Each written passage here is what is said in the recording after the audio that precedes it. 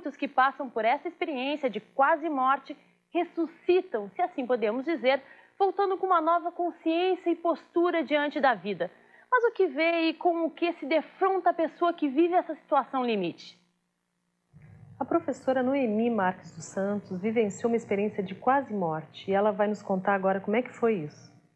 Bom, eu sofri um acidente na Duque, eu estava num carro que se chocou de frente com outro, eu estava no banco traseiro desse carro e fui parar no capô do outro carro, segundo as testemunhas. Quando eu acordei, quer dizer, eu dei por conta de mim, eu estava no pronto-socorro, na emergência, ouvindo o médico dizer que iria costurar a minha boca para que eu não ficasse tão feia no caixão, que eu iria ter problema de memória, né? E que eu estava muito judiado. Nesse momento, eu me lembro bem de ter visto como que um filme da minha vida, do que havia acontecido comigo até então. Naquele momento, o desejo de viver era tão grande que eu saí do corpo. Eu me lembro direitinho da enfermeira que me tirava sangue. Encontrei com a auxiliar de enfermagem que trabalhava com ela, já que a minha família é de doadores, e ninguém me reconhecia. Aí eu me assustei porque eu olhei para o lado e me vi que eu estava deitada, tá? Sendo costurada pelo médico que costurou a minha boca, costurou a minha mão. Para mim, essa experiência foi sumamente importante, porque até ali eu sentia assim a rainha do mundo. E esse acidente me fez, essa experiência me fez retroceder e repensar a minha vida. Eu senti que eu não era ninguém, eu senti que era um grãozinho num mar de areia. E a partir daí você mudou de comportamento? E aí, a partir daquele momento, eu mudei de comportamento. A vida passou a ter maior colorido, eu passei a priorizar as coisas que eram realmente importantes para mim. As coisas secundárias ficaram secundárias e priorizei aquelas que eu queria me dedicar. E essa experiência de quase morte para mim se completou quando, há um ano atrás, eu fiquei viúva, meu esposo, tendo passado mal, me pediu socorro, eu chamei algumas pessoas que trouxeram um médico, ele esteve morto, eu vi o psicossoma, que, para que você entenda, é o espírito saindo do corpo, ele sorriu para mim, como querendo dizer que não queria morrer ali. Voltou para o corpo e foi morrer 1 hora depois no hospital de pronto-socorro. 2 meses depois disso, eu conheci a Zélia, que faz parte do Instituto de Projeciologia, e eu estou há 9 meses, tentando entender essas duas experiências, tá? E eu somaria essas duas experiências àquelas experiências que eu tinha tido na minha adolescência e que se concretizaram na minha vida madura. Eu via certos lugares que anos depois eu fui realmente conhecer as pessoas e os lugares. Portanto, não duvidem, nós saímos do corpo e a vida não acaba aqui, a vida não acaba com a morte. A vida é continuidade, a vida é eterna. Essa roupa que nós estamos usando hoje, essa muleta, esse corpo, é passageiro. Nós estamos aqui em direção a alguma coisa maior. Estamos aqui para aprender. E é com o presidente do Instituto Internacional de Projeciologia, o médico Valdo Vieira, que a repórter Mônica Omei foi conversar. Doutor Valdo, o que o senhor tem a dizer sobre a experiência da quase morte da dona Noemi, que nós acabamos de ouvir? Aí é um fenômeno da quase morte, que é um dos 54 fenômenos da projeciologia. Hoje já se admite esse fenômeno internacionalmente. Eu mesmo sou membro de uma sociedade internacional que usa multimilhões de dólares para fazer pesquisa, só com pesquisadores interdisciplinares de alto nível. Então nós temos filósofos, psicólogos, astrônomos, físicos, químicos, médicos, psiquiatras e outras áreas. Então eles publicam uma revista, que é a revista dos estudos da quase morte, baseada na EQM, que é o nome em português, Experiência da Quase Morte. Agora, é um tipo de experiência extracorpóreo da projeção consciente, básico da projeciologia.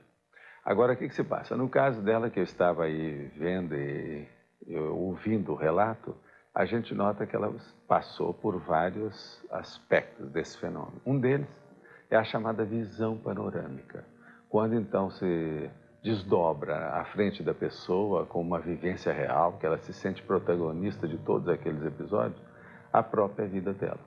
Então isso mostra que, às vezes, num caso desse, a pessoa então é chamada a ver, você acha que você já fez tudo que tinha que fazer na sua vida humana ou não? Então, quase sempre aparece na frente uma linha, uma fronteira, um rio, e que aparece aquele amparador. O povão, por exemplo, de modo geral, de acordo, por exemplo, com os arquétipos, aquele processo da crendice da pessoa, o folclore que ela está habituada devido à influência mesológica do meio ambiente, social, cultural. Então ela acha que aquilo é um anjo, então eles chamam geralmente como se fosse um anjo de luz que aparece para ela. E aquele anjo telepatiza, então ela sente como se estivesse falando para ela.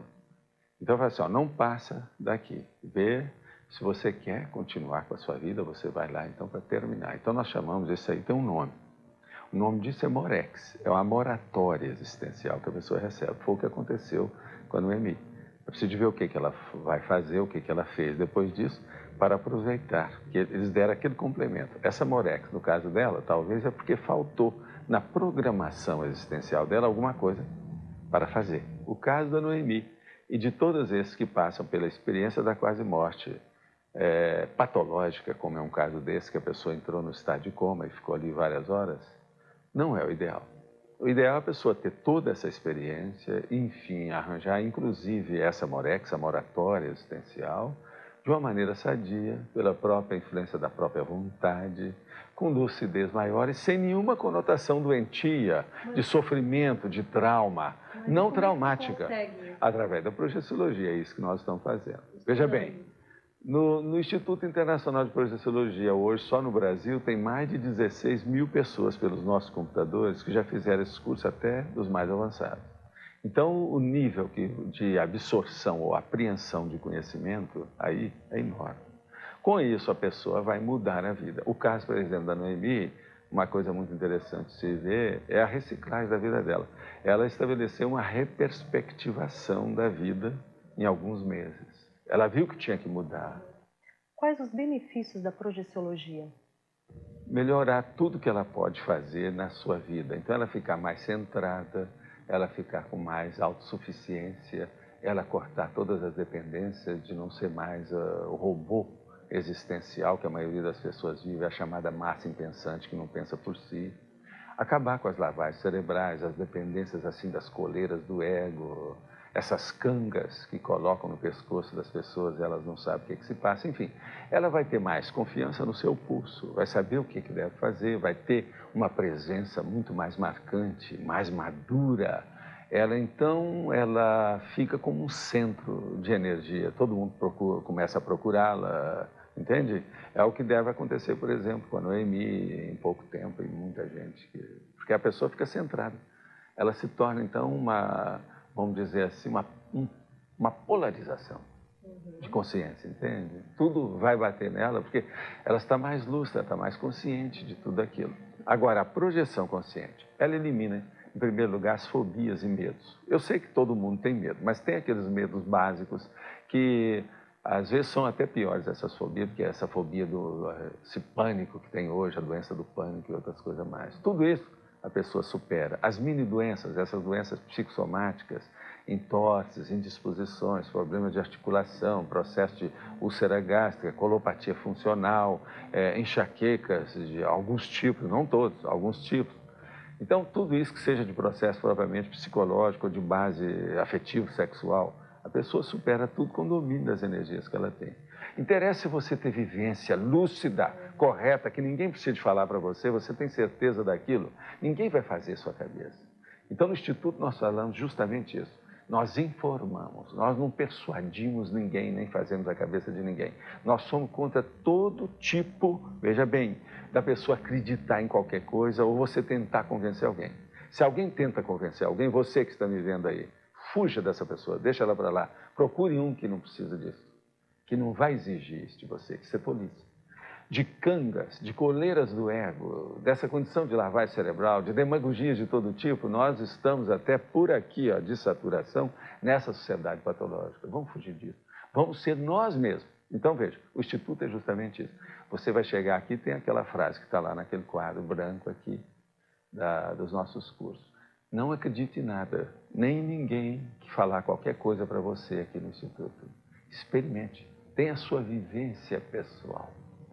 O Instituto procura ajudar por aí. Nós temos aqui em Porto Alegre, de vez em quando, palestras, tem cursos regulares, tem cursos específicos.